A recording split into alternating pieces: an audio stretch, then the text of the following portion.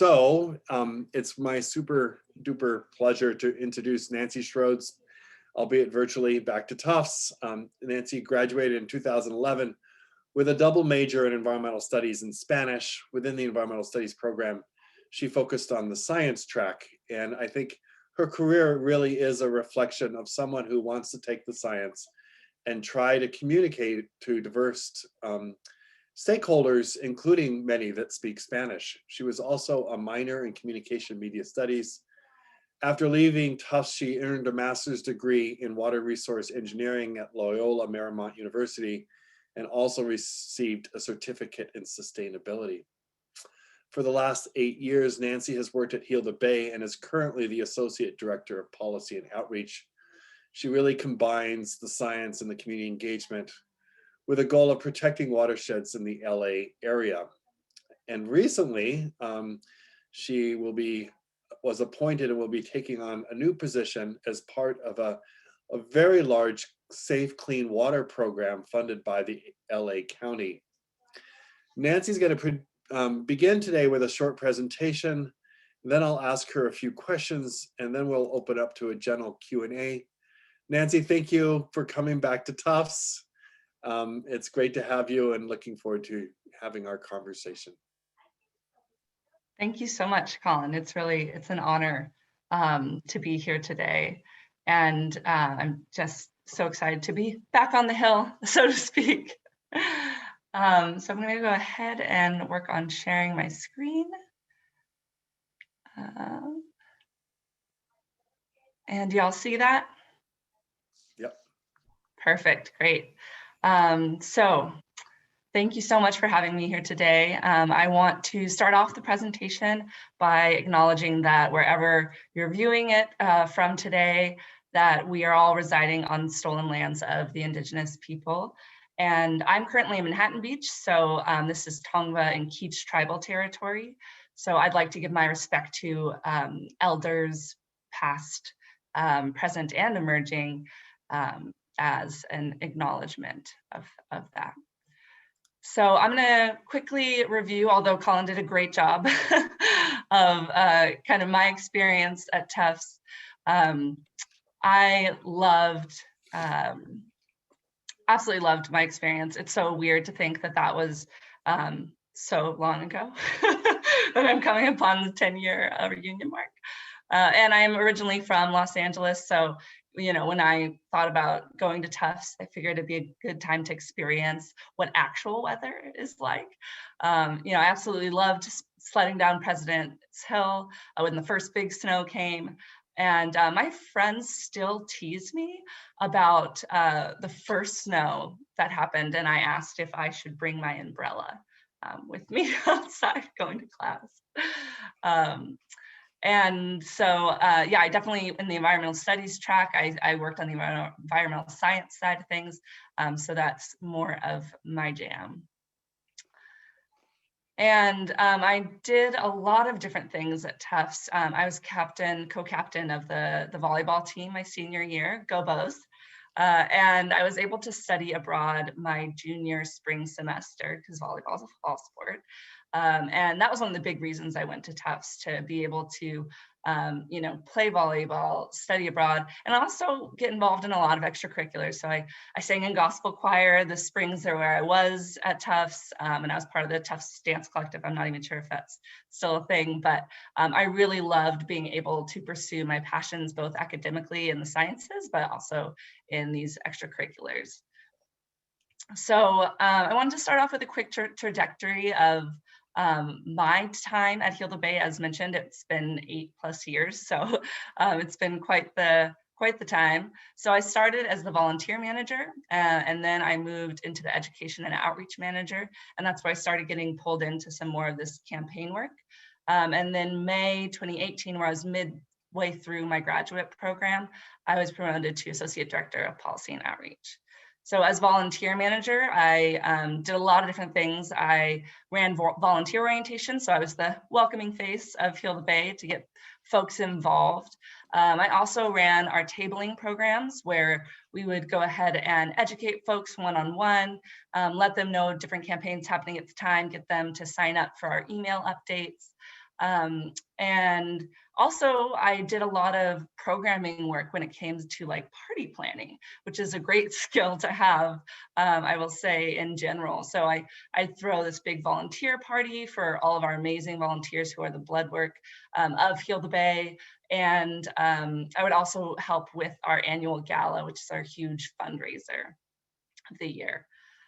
As education and outreach manager, I was actually doing a lot of the educating myself. So I would be in everything from third grade classrooms to college campuses, to even kinders, to teaching seniors at a local Denny's. And then I also trained folks who would do the same thing, whether that's educating people on the beach at our beach cleanups or going into the classroom as well. And this is when I started getting pulled into the advocacy side of things. The team recognized that I did have this science background, and they wanted my help as far as how that could translate into some of our existing programming and how we could utilize that. So today, I am the Associate Director of Policy and Outreach, and that just looks different every day. And that's one of my favorite parts about the job. So it could be everything from a press conference, like you see in the left-hand corner there, of giving some remarks about a straws upon request policy that we implemented in the city of Los Angeles, from giving an interview before a rally against a local desalination, to really random things like getting creative and creating the spillage people to come out against offshore oil drilling, or a Hands Across the Sand event where we got hundreds of people to line up in solidarity against oil drilling. So lots of different roles, lots of different hats in this role that I have currently at Heal the Bay. And I know that we are a local group, so there's probably a lot of you out there on the East Coast that may not be super familiar. So I wanted to make sure that I let y'all know who Heal the Bay is. We're a local nonprofit based in Santa Monica, but we work all over LA County to make sure that our coastal waters and our watersheds are clean, healthy, and safe. And we do that through education, research, community outreach, as well as advocacy. So I'm going to bring us back to grade school for a hot minute so that I can use Measure W as a case study for some of the work that I currently do in connecting campaign and advocacy to how to get that, using the outreach tool belt to help. So very quickly, just wanted to define what a watershed is. And it's just an area of land that where water falls onto it, it drains into a specific receiving body of water. So that could be a river, it could be a lake, or in a lot of the cases in Los Angeles, the ocean. And I wanted to make a very specific note that in the US, there are tons of places where the sewage system is actually combined with the storm drain system. They're one and the same. But in California, they're actually two completely different systems. So our sewage system is dirty water from inside the house. This is things like our sinks to our dishwashers, to laundry, toilets, etc. This goes to a treatment plant. It goes through at least secondary treatment, and then that's released out to the ocean. Our storm drain system is our dirty water from outside of the house. So this could be, as the name implies, from a rainstorm, but it also could be nuisance flow. It could be someone who's overwatering a lawn or washing a car on the street. And every day we see this kind of flow happening in LA. So our original fight when we were founded in 1985 was making sure we cleaned up the sewage system. It was only going through primary treatment, but now our big focus is on the storm drain system. And that's because urban runoff is the largest source of ocean pollution today in Southern California. And so when you see those signs, if anyone's been out here, no dumping, this drains to ocean, we mean that. It's very much accurate. And so after a big rainstorm, we might see this. So this is Toes Beach, just south of Marina Del Rey, for anyone who's been out here. And you see a lot of trash, right? So in the first flush, summertime, we don't actually get rain in Southern California, but in the fall, November, we might get a really big push. And so some of this stuff has been in the system for a while. So you see a lot of trash, but there's also a ton of stuff in there that you don't see. So these are things like bacteria, which are indicators of things like viruses and pathogens where people can get sick, but also things like metals, oil, copper, zinc, lead in the metal category, chemicals, as well as nutrients like phosphates and nitrates. And as I mentioned, this doesn't just impact marine life, it also harms people too. And so we've been around for 36 years now. We have the same mission, similar tools, I will say, in the virtual age. This has changed a bit, and we are working on new issues. So I want to do a quick agency breakdown so y'all can understand kind of the urgency that we had with Measure W back in 2018.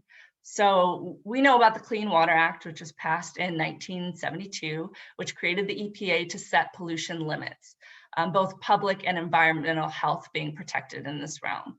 But the implementation actually happens locally. And here in the state of California, we actually have Cal EPA. So we have our own state EPA, and this department handles water issues, but it breaks that down to our state water board. They're the ones who really focus on the water issues itself.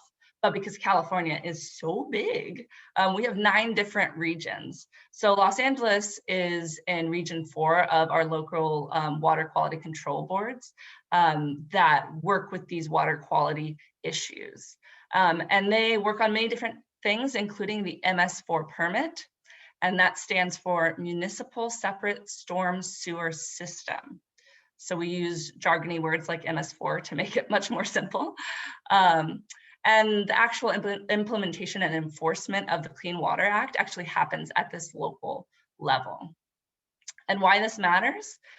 Even with the Clean Water Act, we still have 128 polluted bodies of water in the LA County area that's put on the 303D list. So these, calling them impaired, it means that they do not meet their defined beneficial use.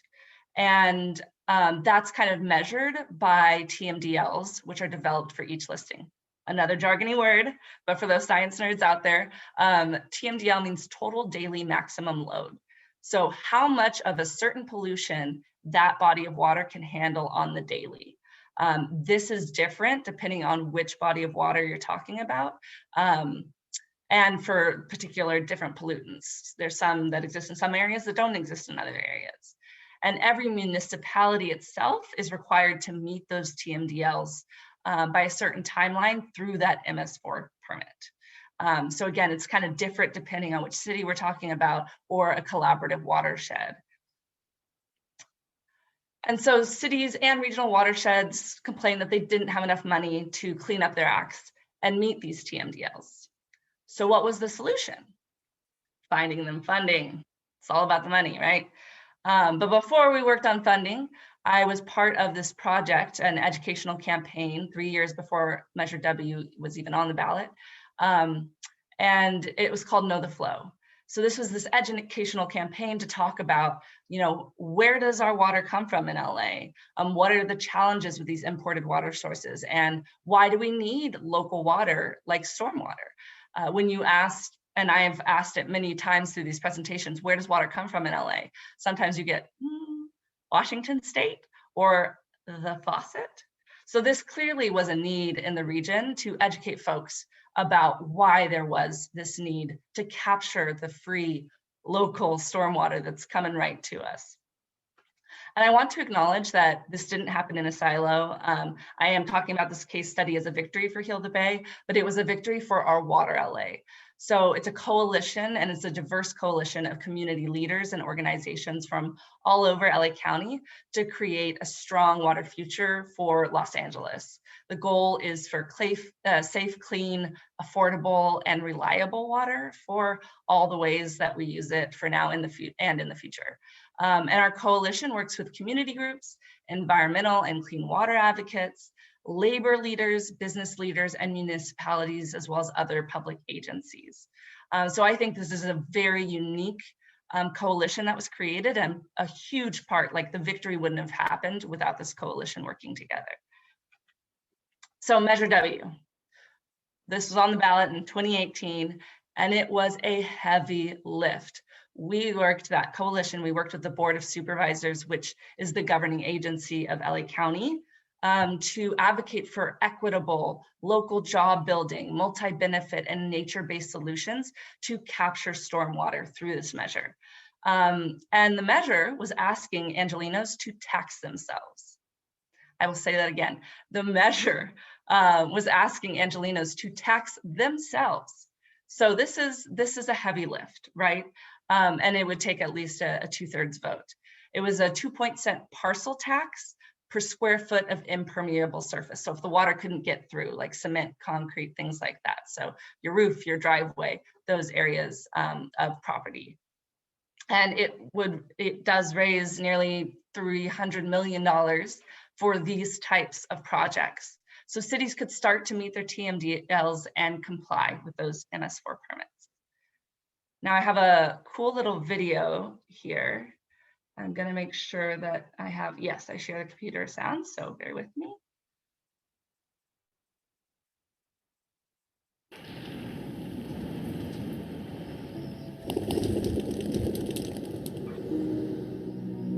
The planet is built to filter and to capture its own water. We have built the concrete around that's interfered with that. It's time that we start looking at a way to fix it. We all have our different wants and needs, our cultures. Water is a part of our lives. It's important that we capture as much water as we can in our own local areas so it's available for us. We've had droughts in California on a regular basis. We should have been planning for this 20 years ago. We need to get behind a measure that's going to look out for our water resources.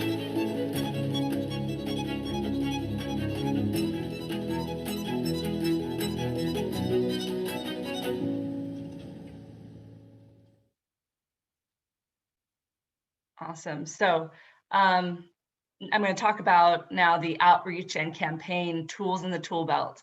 And that was an example of one of them. So going ahead and doing a kind of gimmicky public stunt event. Everybody who's commuting on those freeways that morning got to see that little display there of save rain, save water, yes on W. And while that was happening, I was with a different crew that was setting a pop-up park. So we put some grass up on a parking lot in downtown Los Angeles and started having conversations with people. So again, this kind of gimmicky, fun type of event where you capture people's attention, but also can have these conversations on why stormwater capture is so important and why this local resource is something that we need and can get through Measure W. So I just have a couple of photos of some of those conversations we had with a myriad of different folks.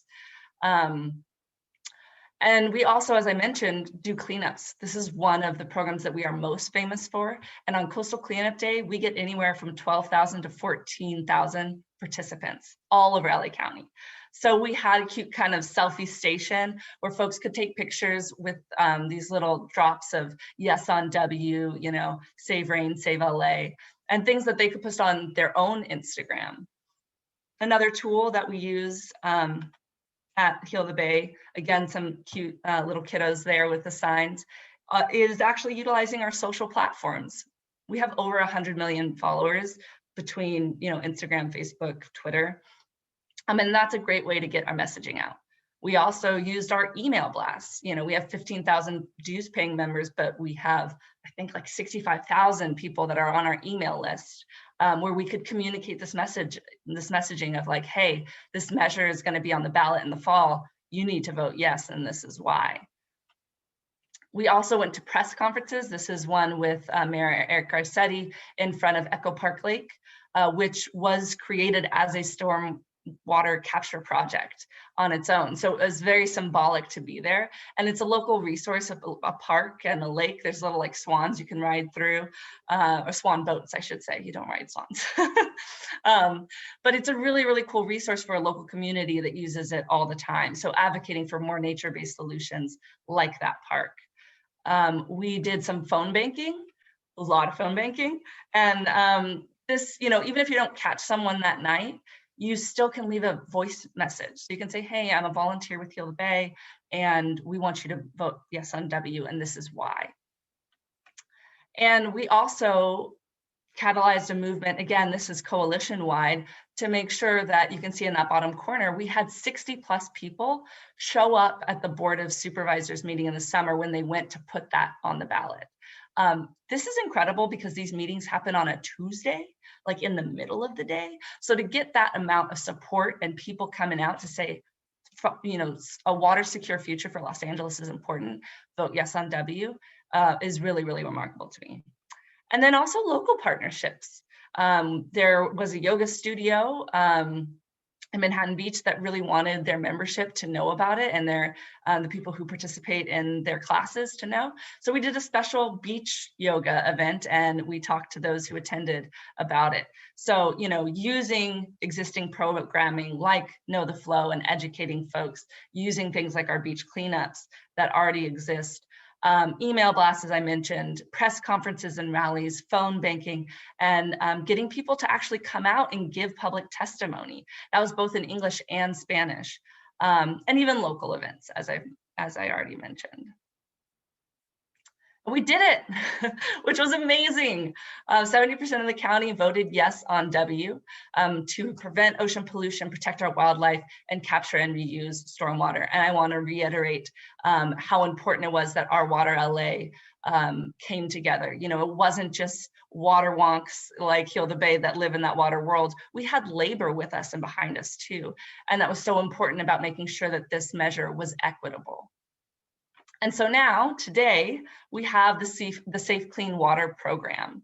So municipalities get 40% of the money that their residents put in. The rest goes to these 9 different regions, these 9 watersheds that can take this regional approach to stormwater capture projects. And then 110% of the funding from lower income communities actually go back into those communities. We recognize that these are the communities that are often left out, and some of the most park poor areas as well that need these kind of green spaces, these nature-based solutions, these multi-benefit projects.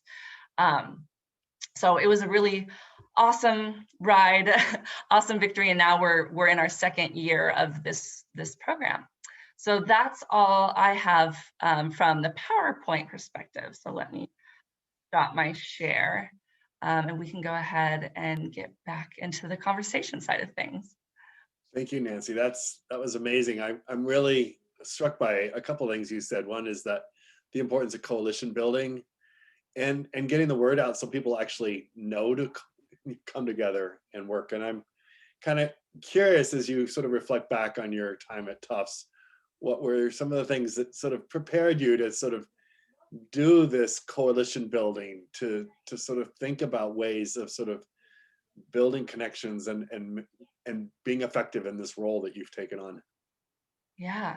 Well, I feel like Tufts is really a great place to build community. There's a reason why folks go to Tufts, and it's a lot with the same understanding and goals of, or I felt at least at the time when I was going, to make the world a better place. There's a lot of people that are really driven by those aspects of Tufts. And I would say, even though it may sound silly, like involvement in extracurricular activities does really help. Like sports, for example, time management is incredibly important in whatever career path you choose. And so having to learn how to prioritize and manage your time as an undergrad can really help you in your work in the real world. And, even though I studied environmental science on the East Coast, I often chose projects or research about ocean phenomenon happening on the West Coast. So a lot of what I learned in my environmental science classes prepared me for educating the general public on the work that Heal the Bay does, and also very much informed me and helped me give a jump start when it came to my graduate classes. And I do want to iterate for those out there who are thinking about graduate school, not sure. I started graduate school 6 years after Tufts. So, but there are a lot of graduate programs that often want to see candidates that have spent a little time in the real world to show some serious thought and commitment to the graduate path that you are pursuing. And LMU, which is where I went to get the water resource engineering degree, has a lot of similar values as Tufts does. So I felt very welcomed in that community. And I think the biggest takeaway there, and it works for undergrads as well, is always ask questions. In the beginning, and particularly when I had to take calculus 2 after not taking it at Tufts, I regretted that a little bit. I was afraid of asking stupid questions, but really at the end of the day, you're paying to learn. And more often than not, there are plenty of other students who have the same question you do, but they're just too afraid to ask. So be bold, ask those questions, and show the professors how engaged you are and passionate you are about the subject matter that you're studying. Yeah, thank you. As I think about as I watch careers develop, it's often you end up with an organization that recognizes a particular set of skills in the people and they want to sort of emphasize those. And so your skills in both the science and in the languages seem really central to your success and your ability to sort of advance within this organization. Could you speak a little bit to the role of how science has informed your work there and how Spanish has played into it as well? Sure. Yeah. As you've inferred, Colin, the work is really interdisciplinary. And that's one of my favorite parts about the job. Every single day looks different. One day I might be doing a lot of research, another day giving an interview, educating a class of third graders, helping at a beach cleanup, planning and implementing a town hall, organizing a rally, or helping the communications team with a call to action, writing a comment letter, or even giving public comment at a public agency meeting. So I wear a lot of hats, and part of that is the career arc that I've had at Heal the Bay. And that was that recognition of, oh, she's a really good people person, right? That's how I started as a volunteer manager. Like, she's really, really good at that. But then the learning of, oh, and she's also really good at communicating the sciences and has a really strong technical background. And that was even at Tufts. I started getting rolled in and pulled into these advocacy campaigns because they knew I knew the programming, but they also knew I knew the sciences. And Heal the Bay is known in LA as environmental watchdogs, and that's because of our credibility, which has been built by sticking to the science and the facts. And it's something very important to me, in particular in my role of overseeing the outreach team and training our volunteer educators. And as mentioned, I do highly encourage anyone, if you speak another language, always put that on your resume. And I was sharing earlier before we got on, there was one point in time where I was in a park told to give a Know the Flow presentation, 3 back-to-back. And then at the park, I was told, oh, all the adults here, they don't speak English, they speak Spanish. And I was like, cool. Good thing I know how to do that. And again, I didn't have a PowerPoint. It was just me with my jazz hands and a couple of props, right? And if I forgot a word, I would just, ask the kids who are bilingual, who are also there with their parents and their grandparents.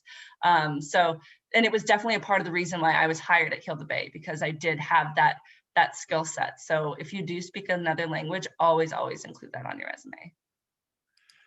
So this couple of the questions in the chat actually kind of get at to this thing. So Will Capriola writes, as someone interested in environmental education, I'd love to hear what advice you have for applying for these outreach and education roles.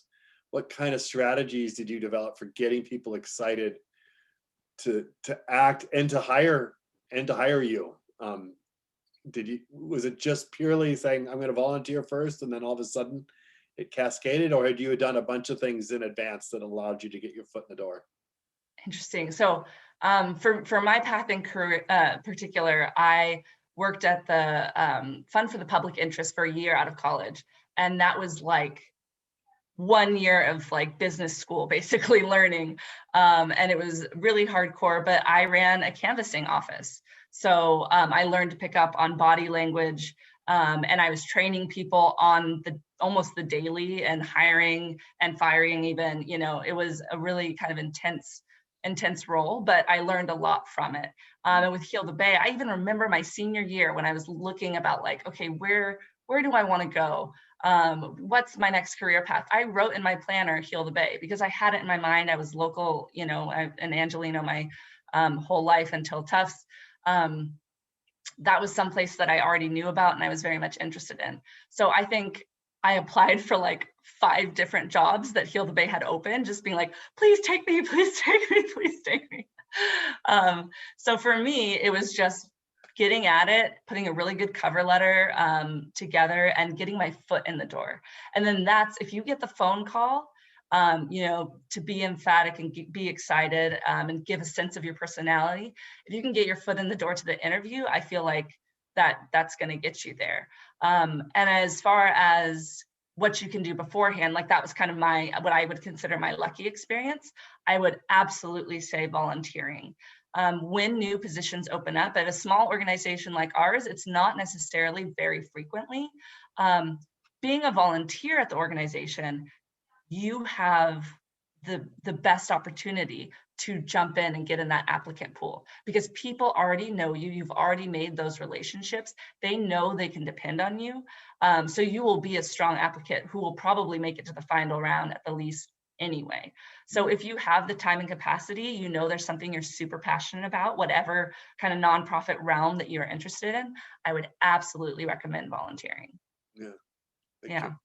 As I was thinking about your 110% to communities of need, I thought that was really brilliant as a way of making sure equity was central to sort of the push. And in the process of trying to push this program forward and getting the voters to approve it, you ended up having to work with journalists and government officials and all of the coalition that came together.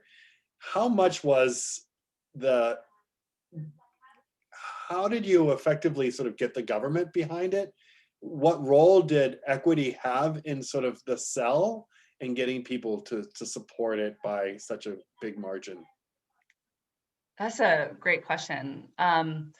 So as far as getting the government behind it, I think that was a pretty easy lift from the beginning idea of like, ooh, let's get money so that we don't get a slap on the wrist, a fine from the LA Regional Board, right? Because they have incentive there. And whichever city you're talking to, or the county, or these regional watersheds that got together, they just kept complaining, we don't have the money to do it. We know this needs to happen, but we don't have the money to do it. So putting this up on a platter of like, what if we got you the money to do it?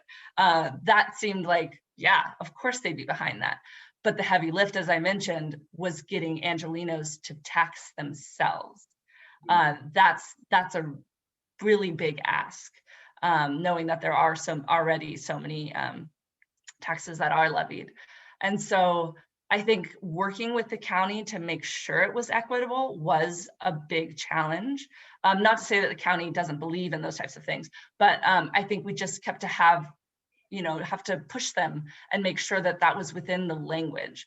And so that's why working with labor groups actually was so incredibly helpful, because they were the ones who were like, no, we need local jobs.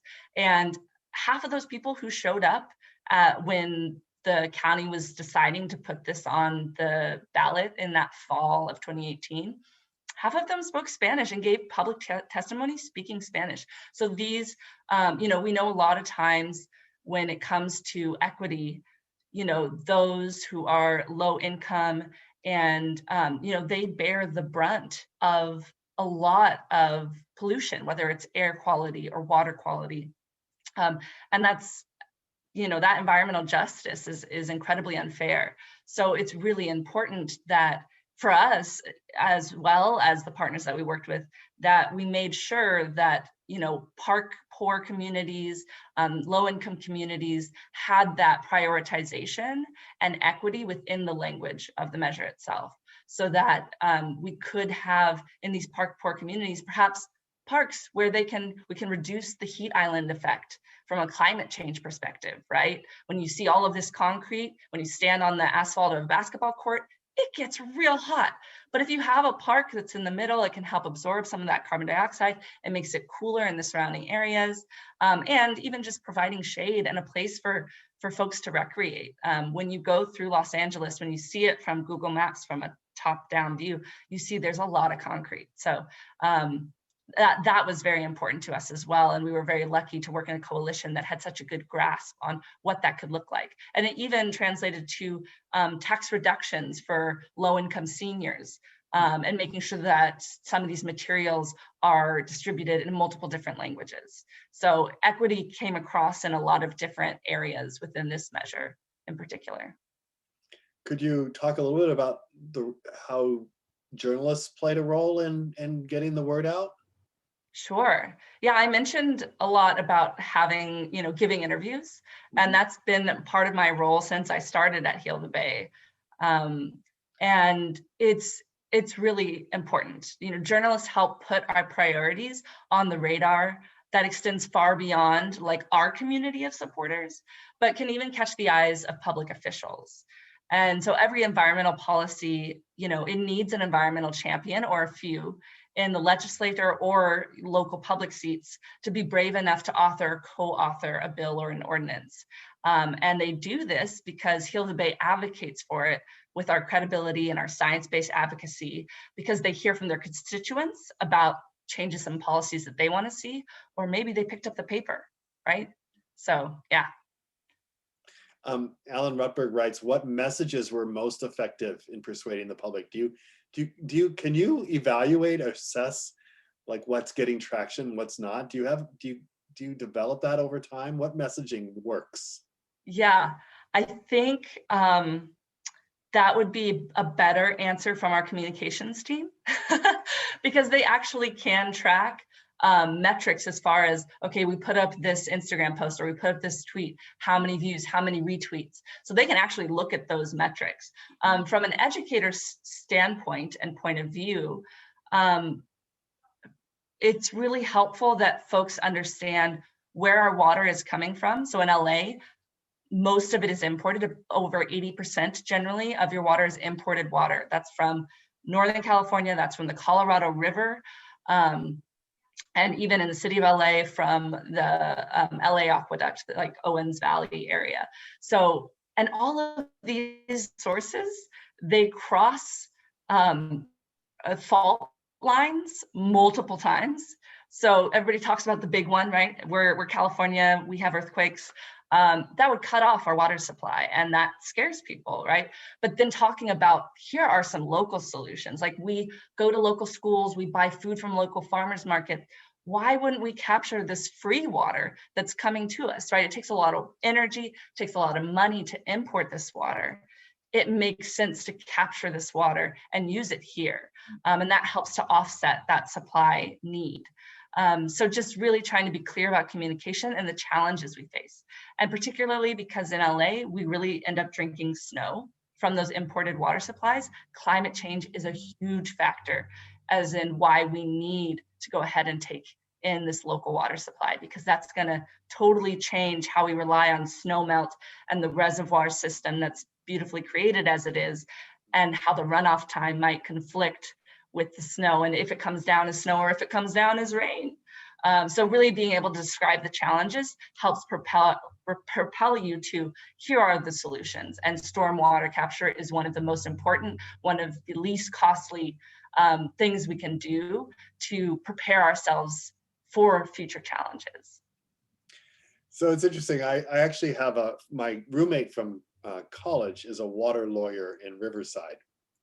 Works for a firm, and water is such a contentious issue in California. Yeah. You're very clear in your goals to work on both quantity and quality.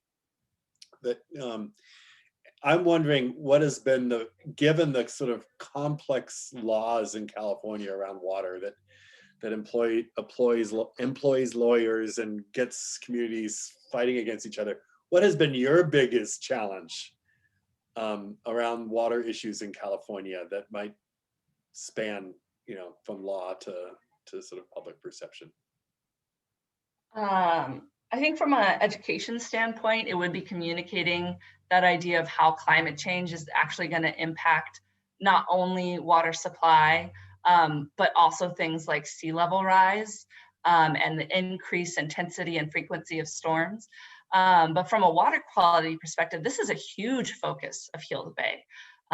When we have big rainstorms, as I mentioned, there's a lot of bacteria that ends up in the ocean. We ask folks, hey, wait 3 days before you go out in the water, even if it's super gnarly, bruh.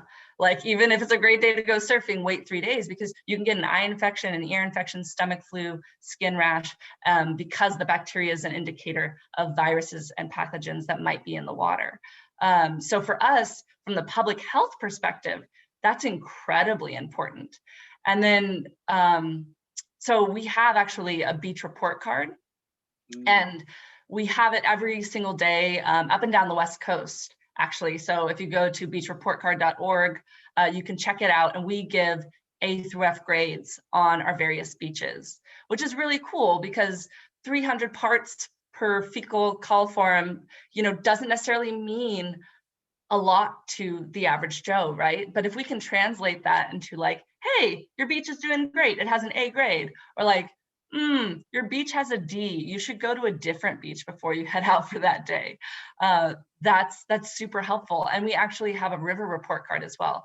But I think as far as it relates to policy, we were able to do that work because we did the research first, and we passed a bill called AB 411 that said actually all beach managers need to test the water quality, and they give us those really crazy numbers, and we have an algorithm that spits out a grade so that it can be accessible to the public.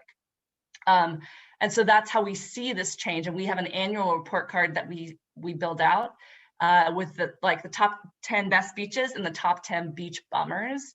And beach managers never want to be on the bummer list. Like, that is something that they dread. We give them a heads up before we release it, but they actually make changes then within their community and work hard about why are we continually having this issue with poor water quality when we want access for our folks. We want them to be able to have a fun day at the beach without coming home with an illness. Wow. I hope that kind of helps. No, that was fantastic. I love the fact that your work really is, I imagine every day being such a different day. And today we're going to release the grades, and and it's going to trigger a whole bunch of conversations with beach managers on what they can do to bring their grade up next year. Yeah, it must just be like exhilarating and exciting. It's crazy stories too. Like, one time it was a beaver that built a dam, and then finally abandoned it, and then the water came down. Like, it's some really wild stories sometimes as to what the problem is, and it's different depending on your region. Yeah. But it has led to some really great solutions. So I'm going to read this question. I'm not sure I completely understand it. The turf message promotion. Oh, I know. It was like on the concrete for the video, they were putting the turf up. Yes. Did you contact the highway department to get the permission, or was it done as a guerrilla operation? Like, how was that turf spelling? How did that happen? It's you never expect the grass to stay there and grow there. Yes, because we do have channelized rivers in Los Angeles. We're trying to change that. We want more naturalized waterways. And I don't actually totally know, because I was setting up the park, the pop-up park. So I think it could be either or. Yeah. Yeah. Is guerrilla messaging part of the is that part of the plan? I think considering it more of a public stunt.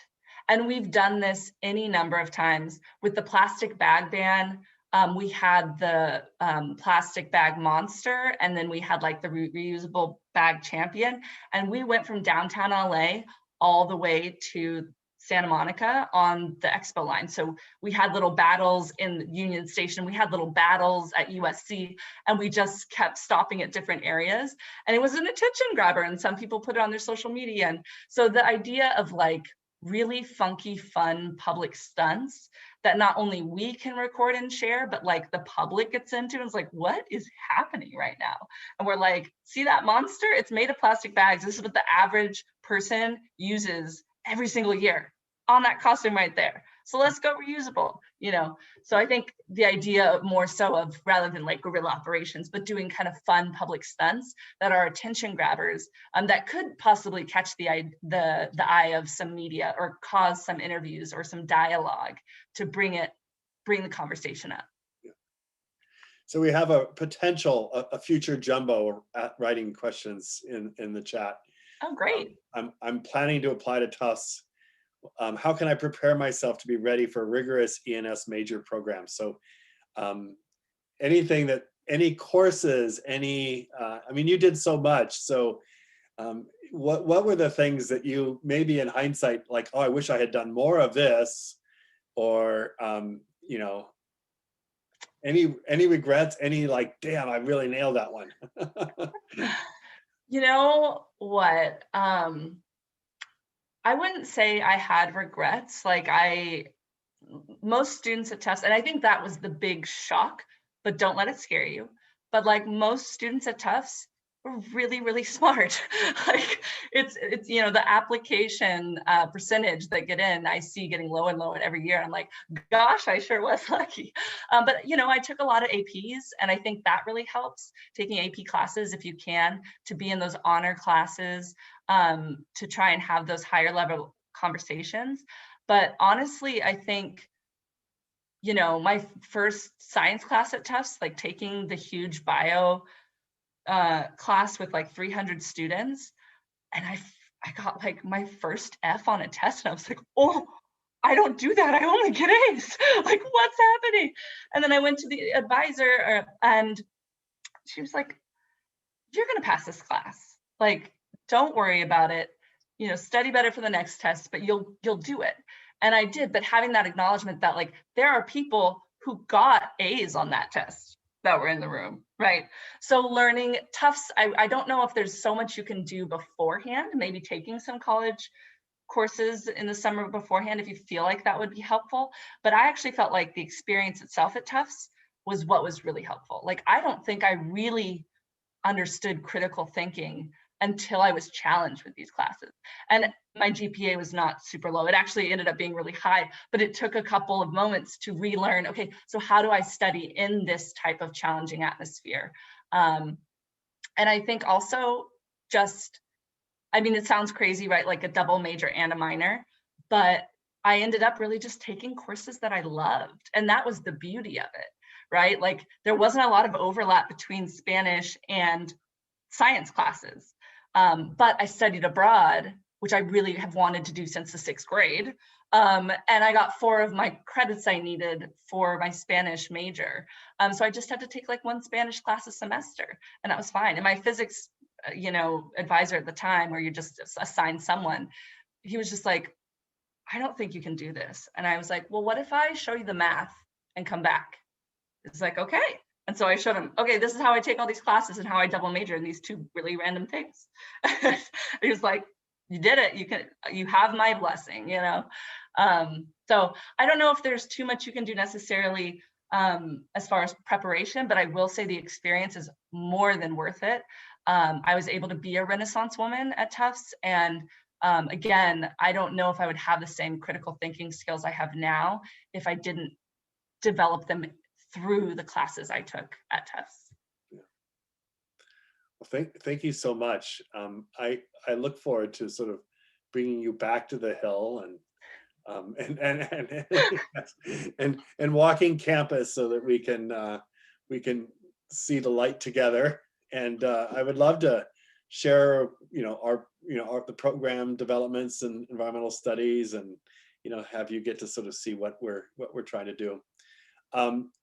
That's it for questions. There is a very beaming volleyball coach who's just wants to say thank you so much, and she's got a lot of pride.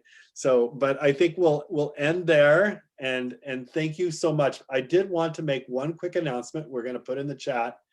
We have an alumni group, and we welcome all alumni to stay connected to the environmental study programs. It's alumni like Nancy and Rosanna last semester who come back and share their experiences and sort of that I think provides such great models of the kinds of work that can be done. I've always felt like the work in the environment is so varied and different, and we want to stay connected to everybody in all their sort of diverse paths within the environment. So check out the chat, and we'll put the link in there.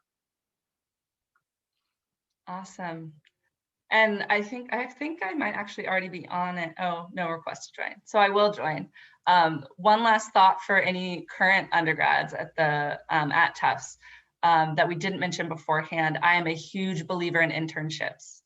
I did have 3, 2 while I was undergrad and then 1 right afterwards. And it's a wonderful way to learn things you like about an industry and things that you don't like about an industry. And that's how I kind of decided the path that I wanted to go into nonprofit work. So I highly, highly recommend if you can. Sometimes they are grant sponsored. We have a few every summer for our stream team, but at nonprofits, sometimes it's hard to find that funding.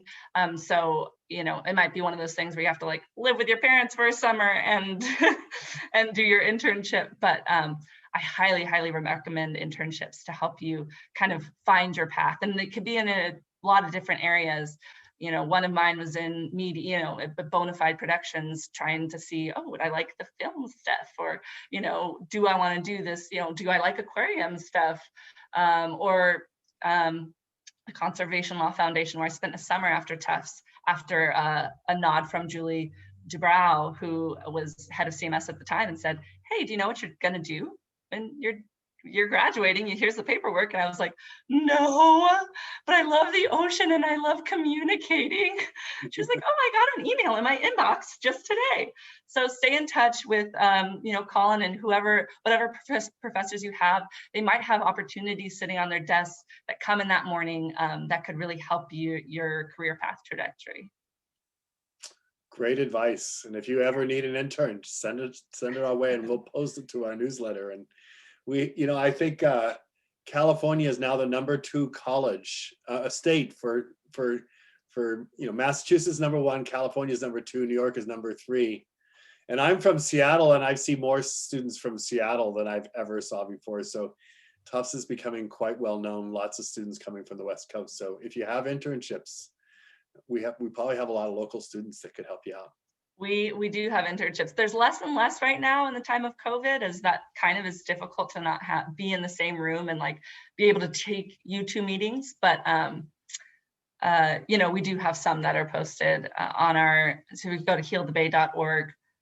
I think /internships. There should be some opportunities listed there. Yeah. Thank you so much. You're welcome. And do you have a favorite clearinghouse that you use for finding the internships? Just like for internships, I'm not sure, but I know when I was looking for jobs, I used Indeed.com, or maybe it's Indeed.org. I used Indeed because they did have a lot of socially conscious orgs that had listings. Okay, thank you. Yeah. Well, we'll stop the recording.